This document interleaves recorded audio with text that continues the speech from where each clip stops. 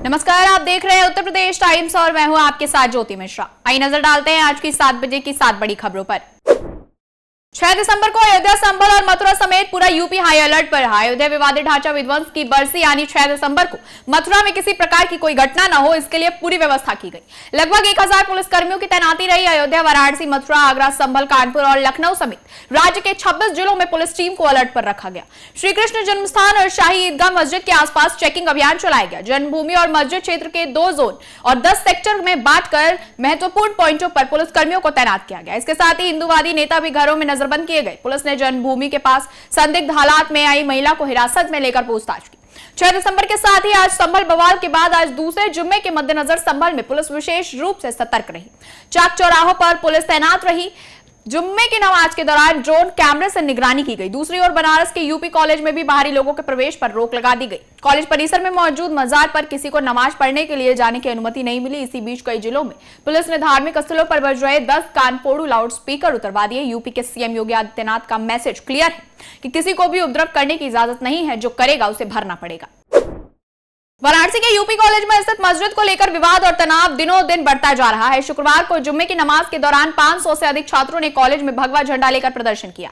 यह घटनाक्रम तीसरी बार हुई जब छात्रों के गुट ने कॉलेज परिसर में नमाज के खिलाफ विरोध प्रदर्शन किया। छात्रों ने नारेबाजी करते हुए कॉलेज परिसर में घुसने की कोशिश की, जिससे पुलिस से उनकी झड़प हो गई। इस दौरान छात्रों ने बैरिकेडिंग तोड़ने की कोशिश की, लेकिन पुलिस ने उन्हें रोक लिया और लाठीचार्ज कर खदेड़ दिया। छात्र संघ अध्यक्ष सुधीर सिंह ने कहा कि वे सभी लोग जय श्री राम का नारा लगा रहे थे और चाहते हैं कि कोई नमाजी 1 बजे के बाद कॉलेज में प्रवेश ना कर सके। उनका कहना था कि पुलिस और प्रशासन उनके साथ है और वो अपने अधिकारों की लड़ाई लड़ रहे हैं। उन्होंने स्पष्ट किया कि उनकी मांग है कि कॉलेज परिसर में नमाज ना हो। जामा मस्जिद सर्वे के बाद हुई हिंसा में पाकिस्तान और अमेरिका के कारतूसों के इस्तेमाल की पुष्टि के बाद पुलिस और जांच टीम उन हथियारों की तलाश में जुटी है जिनसे इन्हें चलाया गया। इस बीच बृहस्पतिवार को जांच टीम को कोटगरवे स्थित नीम वाली जियारत के पास 2 कारतूस और 2 खोखे मिले। इनमें एक कारतूस को एक खोखा अमेरिका निर्मित 7.65 mm का है। यह इलाका जामा मस्जिद से बमुश्किल 500 मीटर की दूरी पर है। उधर जुम्मे की नमाज और 6 दिसंबर को लेकर पुलिस प्रशासन अलर्ट पर रही। जामा मस्जिद के पास और शहर में जगह जगह पुलिस, पीएससी, आरएएफ और आरआरएएफ तैनात कर दी।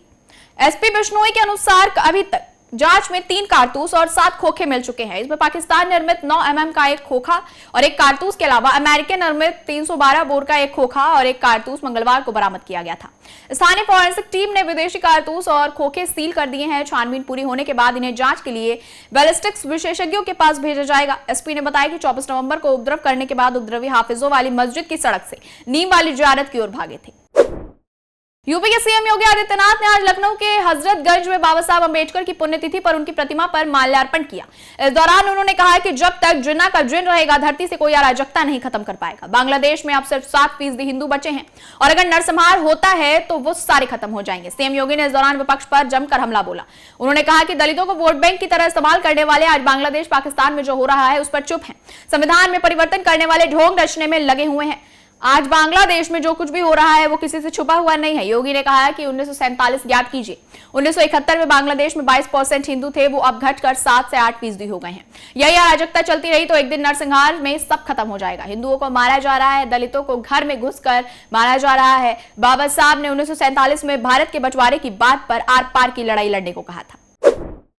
संयुक्त किसान मोर्चा के नेताओं की गिरफ्तारी के खिलाफ किसानों ने शुक्रवार को एक महापंचायत का आयोजन किया। इस कार्यक्रम के तहत किसान परी चौक पर एकत्र हुए और वहां से वो 0 पॉइंट की ओर मार्च करने की मांग करने लगे। किसानों का कहना था कि वो अपनी गिरफ्तारी देने के लिए इस स्थान पर एकत्र हुए हैं। वहीं पुलिस ने ग्रेटर नोएडा के परी चौक पर दिल्ली चलो मार्च निकाल रहे किसानों को पुलिस ने हिरासत में ले लिया।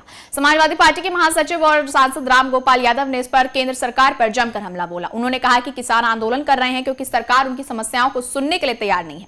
सरकार किसानों की आवाज दबा रही है। सरकार में कृषि मुद्दों पर ध्यान नहीं दिया जा रहा।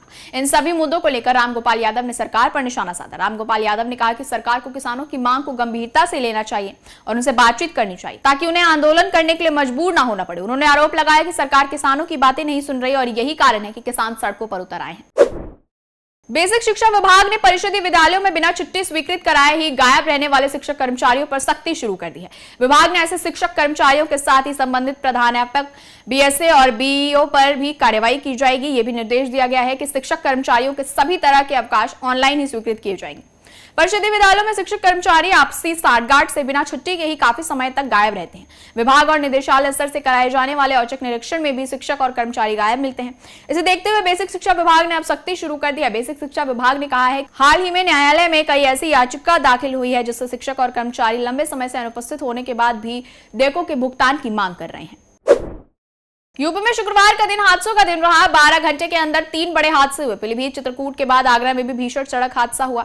यूपी में 6 घंटे के अंदर तीसरा बड़ा हादसा रहा। अब तक 18 लोगों की इनमें मौत हो चुकी है। जहां एक तरफ चित्रकूट में झांसी मिर्जापुर हाईवे 35 पर श्रद्धालुओं से भरी एक बोलेरो गाड़ी की ट्रक से टक्कर हुई और हादसे में बोलेरो सवार 6 लोगों की मौके पर ही मौत हुई और 5 लोग घायल हुए। तो वहीं दूसरी तरफ पीलीभीत में बेटी की चौथी लेकर लौटते समय एक्सीडेंट हुआ।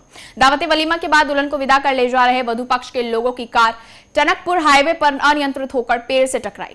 हादसे में दुल्हन के पिता समेत 6 लोगों की मौत हो गई और 4 गंभीर रूप से घायल हुए। जबकि तीसरा हादसा कन्नौज में हुआ जब लखनऊ आगरा एक्सप्रेसवे पर लखनऊ से आगरा जा रही सवारियों से भरी एक प्राइवेट बस गलत साइड से आ रहे टैंकर से टकरा गई। टैंकर और बस की टक्कर में 7 यात्रियों की मौत घटनास्थल पर ही हो गई, जबकि 1 दर्जन से ज्यादा यात्री इस हादसे में गंभीर रूप से घायल हो गए।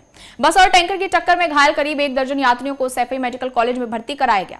बताया जा रहा है कि हादसे के वक्त बस में करीब 40 यात्री सवार थे। मामूली रूप से घायल यात्रियों का उपचार पास के सरकारी अस्पताल में चल रहा है। फिलहाल इस बुलेटिन में इतना ही। यूपी से जुड़ी तमाम बड़ी खबरों के लिए देखते रहिए उत्तर प्रदेश टाइम्स। धन्यवाद। हम हैं देश के दिल, उत्तर प्रदेश की धड़कन, उत्तर प्रदेश टाइम्स।